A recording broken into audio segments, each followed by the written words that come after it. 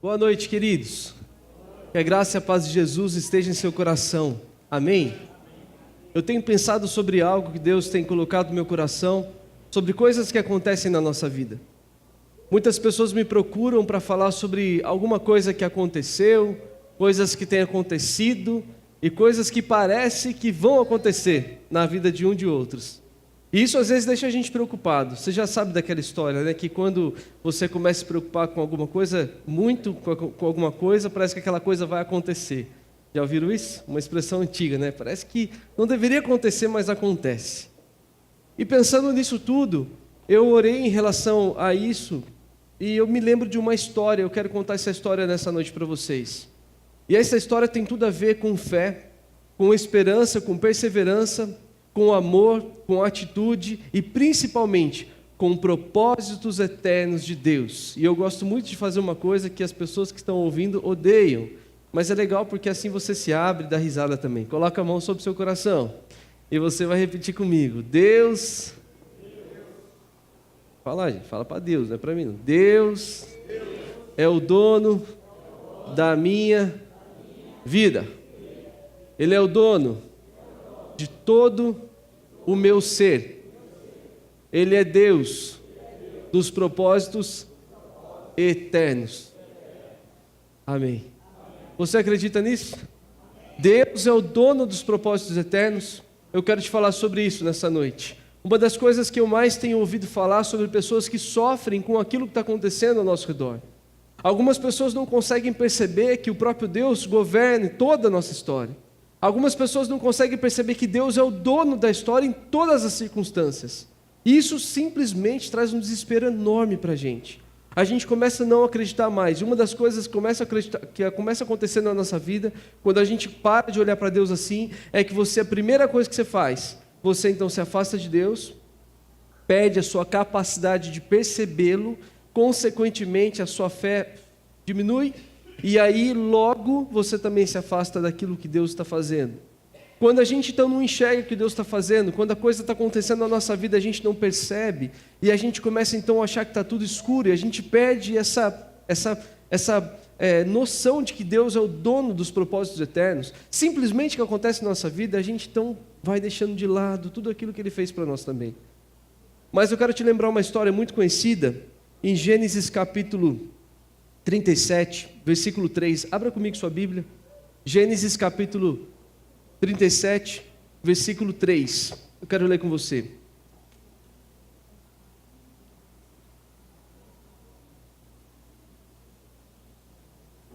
Gênesis 37, versículo 3, começa contando uma história de um menino.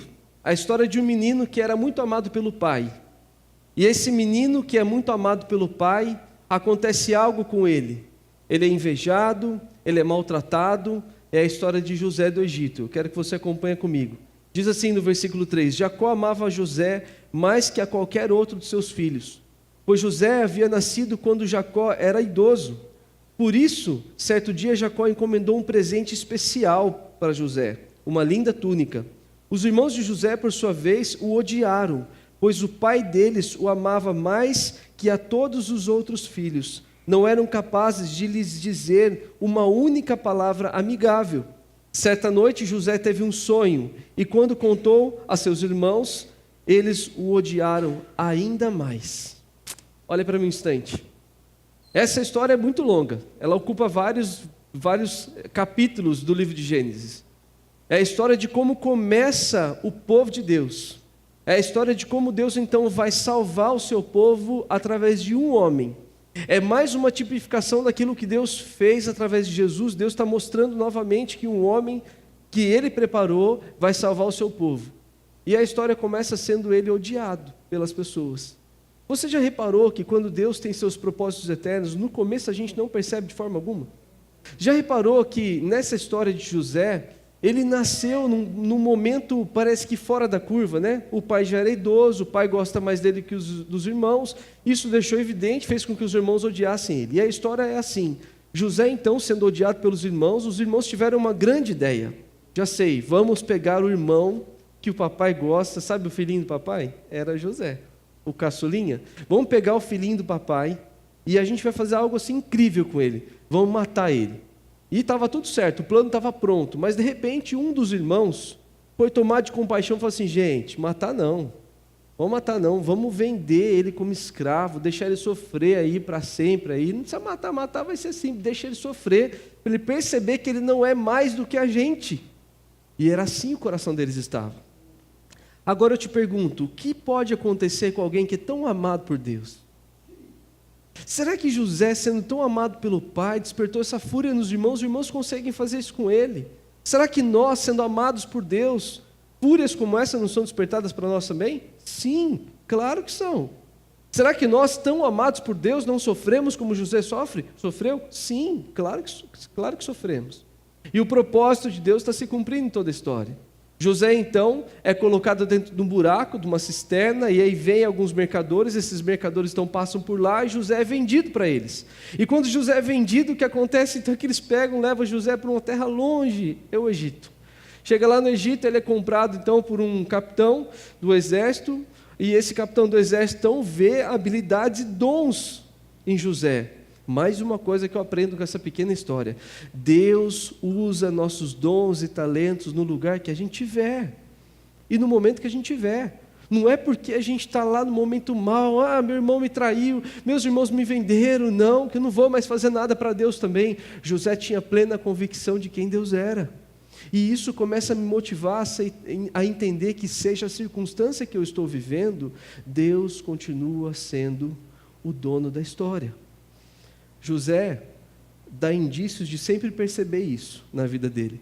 E o mais interessante, então, quando José é vendido para Potifar, era esse, então, homem que compra José, colocado numa posição de destaque, governa toda a sua casa. José, então, tinha aprendido com seu pai algumas habilidades, ele sabia ler, escrever, sabia fazer conta, e isso era muito importante na época. José, então, é colocado dentro da casa de Potifar e toma conta de tudo. E, mais uma vez, José é traído lá dentro. A esposa de Potifar quer ter um caso com ele, ele fala que não, isso é errado, e ela condena ele então é acusado injustamente, novamente. José vai parar na cadeia. Chega lá no cadeia, ele é esmagado lá.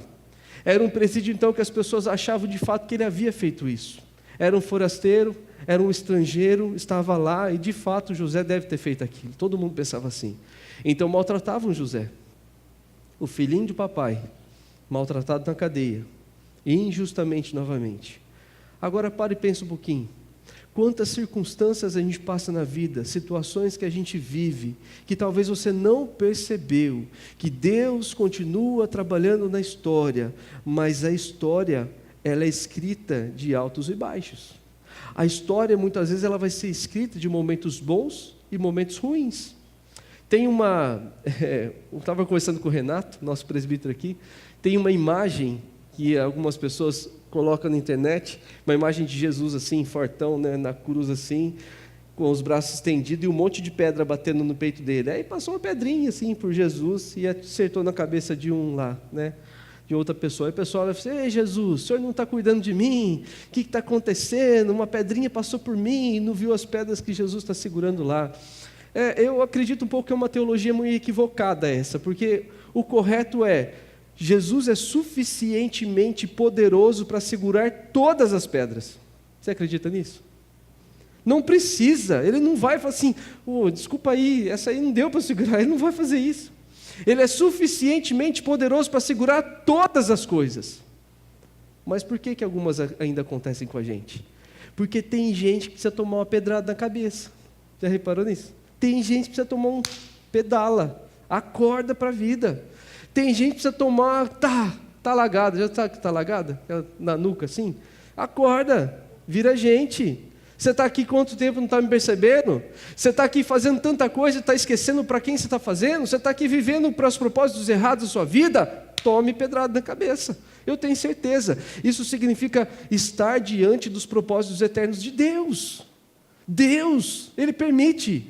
Aí entra outro problema, porque aí todo mundo me pega. Quando falo isso, falo assim: então agora, essa aqui eu armei pastor, né? Toda vez que eu falo de soberania de Deus, aí entra essa pergunta, eu quero falar para você. Então tá bom, pastor, se a pedrinha vem na minha cabeça, quer dizer que Deus permitiu a pedrinha vir na minha cabeça, para me acordar? Porque Deus, tão amoroso, permite com que crianças morram de câncer, por exemplo. Se eu falar agora que é propósito eterno de Deus, eu falo assim, cara, Deus tem um propósito de fazer uma criancinha sofrer? Pastor, você está doido, né? Você não ia pensar isso. Essa é a confusão que a gente faz. Deus não tem propósito de fazer ninguém sofrer. Quem faz a gente sofrer é o pecado. Entenda isso. O pecado, quando entrou na humanidade, ele destruiu todas as coisas. E a gente sofre por consequência do pecado. Crianças morrem, crianças sofrem por consequência do pecado. Nós sofremos, os velhos sofrem. Quer dizer, nós e velhos, eu não quis separar nada, ok? Nós todos sofremos, porque a consequência do pecado está aí. E ele foi feito exatamente para isso, para destruir com cada um de nós. O pecado é isso. Dentro dessa destruição toda, o propósito eterno de Deus é muito maior, é soberano essas coisas. Então, sim, de fato, o pecado existe, ele foi vencido. O pecado é o que te levaria à morte eterna, à separação eterna de Deus. As consequências do pecado, o próprio Deus falou lá no Éden quando aconteceu. Então você vai ter dor para parir seus filhos, você vai ter que trabalhar, e do suor do seu rosto vai comer o seu pão, e as ervas daninhas vão nascer, as árvores terão espinhos, e a consequência foi essa. E a gente vai lidar com as consequências. A gente vai lidar com a consequência do pecado, da dureza do coração que os irmãos de José tiveram para colocar ele na cisterna. Mas mesmo entre todas essas coisas, o propósito eterno de Deus está presente. Amém, gente? Se fosse uma igreja pentecostal, eu ia falar, amém, pastor. Eu estava lá na conferência de plantação de igreja, na igreja Presbiteriana de Pinheiros, sexta-feira, gente, que bênção, é. O pastor tudo fala assim, fala amém, gente. Aí o povo, amém. Tudo bem, não é o caso aqui, né? Eu perdoo vocês. Amém, gente? Ó, sentiu? Essa indireta funcionou dessa vez.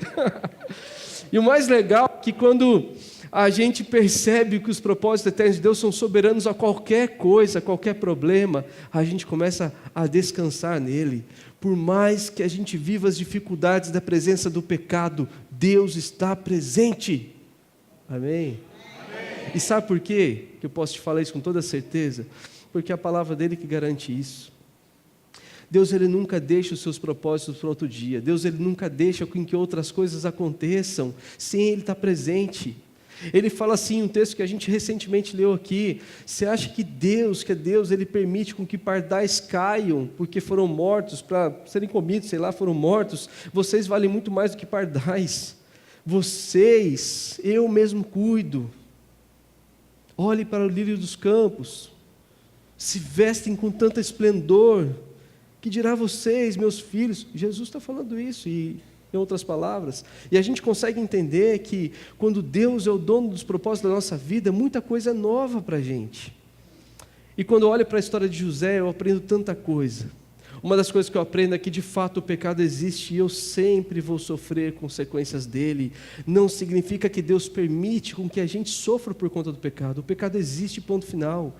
O que Deus faz é usar a nossa história para que propósitos eternos dele se cumpram na nossa vida.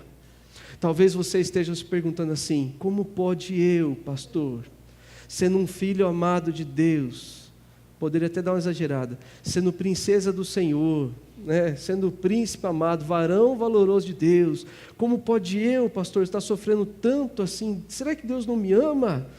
É claro que Deus te ama tanto que deu o filho dele para te salvar, mas os propósitos dele precisam se cumprir na sua vida. E muitas vezes a jornada que você vai passar, que tem a ver com o propósito eterno dele, tem tudo a ver com o que você está vivendo. É claro que às vezes a gente toma decisões equivocadas, que a gente precisa dar uma pedrada na cabeça para acordar. A gente precisa acordar para a vida. Olha o que eu estou vivendo, olha o que eu estou fazendo na minha vida, então eu recebo todas as consequências daquilo que eu estou fazendo. É fato, a Bíblia fala que é assim. Mas Deus, em sua infinita graça, ele trabalha mesmo quando a gente está fazendo um monte de coisa errada. Ele vem com a sua soberana graça e coloca sobre nós pessoas, situações e outras situações e coisas para que a gente o perceba e a gente mude. E dessa forma, o propósito eterno de Deus é cumprido na nossa vida. Olha para a sua Bíblia de novo. Gênesis novamente. Agora você vai lá para o capítulo 45.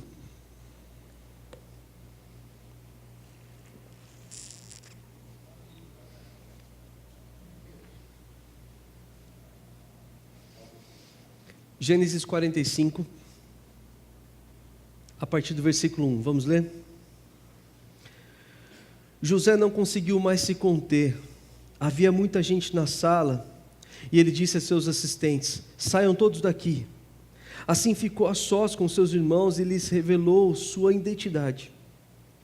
José se emocionou e começou a chorar. Chorou tão alto que os egípcios o ouviram, e logo a notícia chegou ao palácio de Faraó. Sou eu, José, disse a seus irmãos. Meu pai ainda está vivo?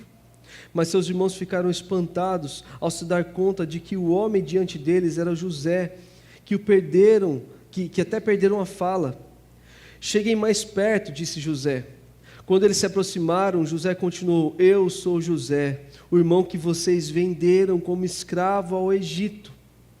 Agora, não fiquem aflitos ou furiosos uns com os outros por terem me vendido para cá.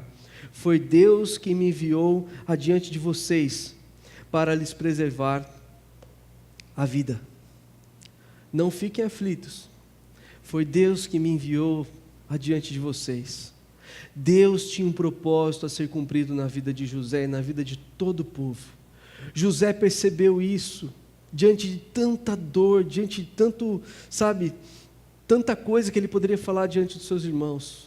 Esse foi um momento então que José viveu com seus irmãos. José, a história dele acontece assim dali para frente. Então quando ele é vendido, ele é colocado na cadeia, depois de passar pela casa de Potifar, ele é colocado na cadeia, ele revela um sonho a um homem na cadeia, esse homem na cadeia então não lembra de José mais, passa um tempo, José é lembrado, vai e revela um sonho de Faraó. E esse sonho era algo que de fato Deus estava fazendo. Deus usa os dons e talentos de José ainda na prisão, ainda como alguém que não tinha consciência de que Deus estava fazendo. Deus então estava à disposição de Deus, mesmo no pior momento da sua vida.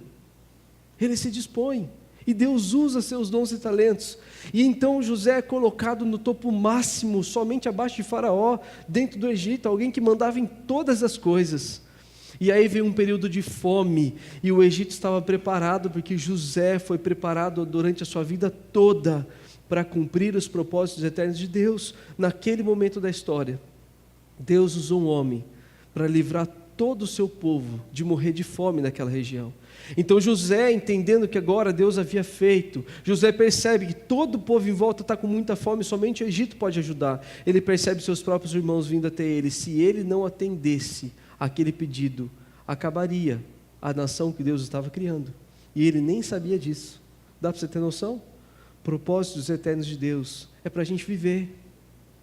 É simplesmente para a gente perceber que Deus está em toda a situação. Então, quando você estiver numa situação de prestígio, que Deus te colocar, que fala assim: ufa, ainda bem que cheguei, você não precisa cantar uma música chamada Sabor de Mel. Não precisa ser isso não, viu, gente? Isso aí é do diabo, não canta essa música. Pronto, falei. Não era para falar desse jeito, mas tinha pensado tanto para falar diferente, mas não deu. Mas é para você cantar de fato a vitória em Cristo, porque Ele permitiu com que você percebesse que a sua vitória é por causa daquilo que Deus está fazendo. Deus te dá posições, Deus te deixa chegar nos lugares, porque Ele está fazendo algo. É para que o propósito eterno dEle se cumpra na sua vida, e não para aquilo que você está fazendo. E é isso que eu venho falando sempre, dia após dia aqui na comunidade. Para de viver para você. Deus tem um propósito eterno e você faz parte disso. Mas quando você não percebe, você precisa tomar umas pedradas para acordar para a vida.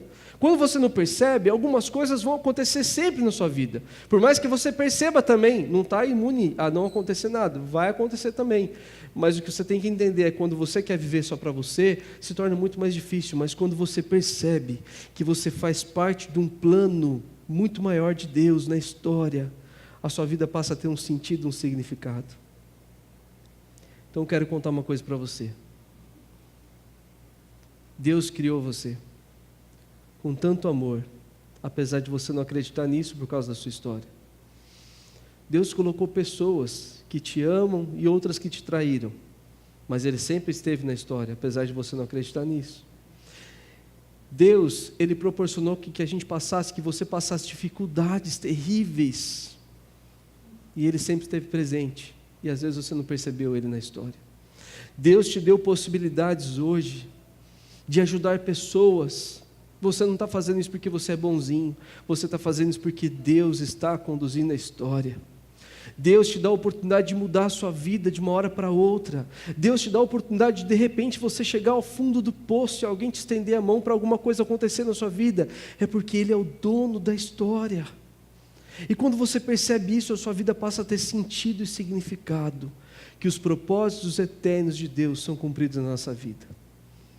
A minha oração nessa noite é para que esse Deus, que fez uma aliança comigo e com você, cumpra os seus propósitos na nossa vida. Eu vivo para cumprir o propósito de Deus e não mais o meu. Eu olho para a minha vida e penso todos os dias como eu posso estar presente naquilo que Deus está fazendo. E eu quero estar presente, esse é o desejo que nós todos devemos ter. Nós devemos olhar para isso que José fez e olhar para a nossa história toda e falar assim, não fique magoado com a história. Perdoe as pessoas e fala assim, não fiquem magoados com a história. Olha para trás para a sua vida e fala assim, eu não quero saber da história, eu sei que Deus me conduziu até aqui. Seja qual for a sua história. Pode ser que seja uma história muito difícil, de luta, de tribulação, de dificuldade. Deus conduz a nossa história. Pode ser que seja uma história que às vezes você levanta assim, Deus, por que está acontecendo isso comigo? Você não precisa saber dessa resposta. O que você precisa saber é que Deus continua e sempre fará, sempre continuará cuidando, sendo dono da nossa história. Porque Deus nos ama. E para que a nossa história não acabasse ruim, Ele envia Jesus para completar essa história. Ele envia Jesus para entrar na nossa história e servir como modelo para a gente aprender a amá-lo, a obedecê-lo. E de fato, para Jesus cumprir um propósito eterno de Deus, Ele deixa o céu, vem para a terra. E aqui na terra Ele sofre como nós, mas Ele não peca para cumprir um propósito eterno de Deus. E como alguém que não pecou, ainda assim Ele morre por consequências do nosso pecado. Mas ao terceiro dia Ele ressuscita, porque Deus tinha um propósito eterno de Jesus ressuscitar para me dar vida a nós também. E ainda mais do que isso, para dar esperança para você que acha que não tem jeito mais. Se Jesus ressuscitou, significa que eu tenho esperança e você também. Significa que a sua história não acaba onde você está pensando, significa que ela começa aonde Jesus começou, chamando eu e você para entrar nessa história. Esse é o propósito eterno de Deus. Ele convida seus discípulos para serem parte dela. Agora vocês falem para o mundo todo o que é de fato que eu estou fazendo. Vocês falem para o mundo que eu vim reconstruir esse mundo, que eu vim refazer a história. Falem para todas as pessoas que têm esperança, ainda que eles vivam no mundo cheio de dor, cheio de pecado, com morte. Existe esperança, que a gente não precisa morrer sem esperança, que a gente não precisa viver achando que a nossa vida não vale nada, mas agora a gente vai viver sabendo que Deus é aquele que cumpre os propósitos eternos. Ele é o dono da nossa história, é o dono da minha história, é o dono da sua história também. Coloca a mão assim sobre o seu coração, feche seus olhos. Fala aí para você, Deus é o dono da minha história. Eu quero que você fale para você, Deus é o dono da minha história. Deus é o dono da nossa história. Deus é o dono da história que você nunca acreditou que fosse possível. Deus é o dono da história que você achou que deu tudo errado até hoje. Deus é o dono dessa história. E ela vai acabar bem, porque é uma promessa dele. Em nome de Jesus.